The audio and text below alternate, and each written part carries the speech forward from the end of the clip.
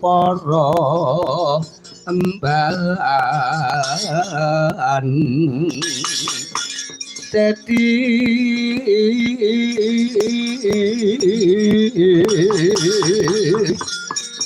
sinepa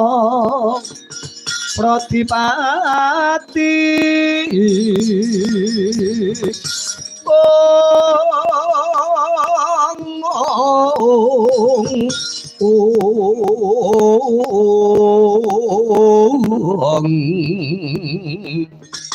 tumbak song-song maneng ayun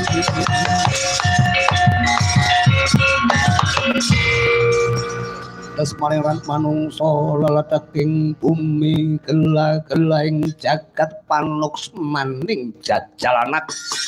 yagi wonten timbaling kang dawuh Kanjeng Koko Prabu lan kowe Anoman iki wonten timbaling kang dawuh sinuwun kapornyata dumadi swasana kang ndadekke kaget mapan ana jroning tias ingsun pirembugan kang sekawit gayeng gumarenggeng mapan Pasukan Agung negara Ngamarta kelawan Yayi Puntadewa Yayi Kresna lan Pandhawa urung tutuk kapornyata kepara nggone rerembugan kedadak waro-waro pukulun Bathara Yama Dipati Dewa tukang nyabut nyawa dadi utusane pukulun Bathara Guru supaya dina iki mondhong Yayi Werkudara saperlu bakal nampa sawijining pidana mbuh lupute ora cetha Watara ndadekke swasana ingkang kurang prayoga Yayi Prabu Puntadewa Bramantya dadi buta sak gunung anakan urung tutuk Yayi Puntadewa dadi buta kesusul Yayi Kresna uga dadi brahala kabeh iki mau ora ana liya pundering duk dredah ingkang mapan ana Pasukan Agung ya merga para dewa mondhong marang Werkudara ayo Werkudara kuwi satriyaning praja Werkudara selawase Werkudara dadi satriya lan punggawa ora nate tumindak ingkang nalingsir saka angger-anggering bebener isine menengenake marang wujuding kautaman teka dadak ana jujul nusuli dadak nglayoni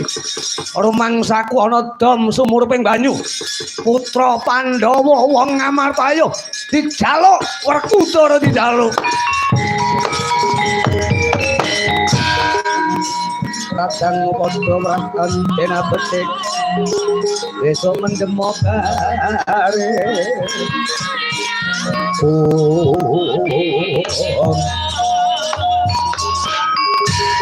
sare kana prayetno ayo saronto wong Ndarawati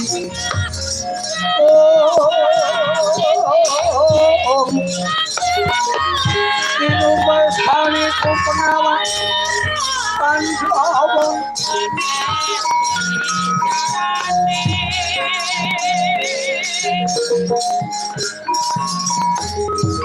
Lepakan dawuh Kanjeng Koko Prabu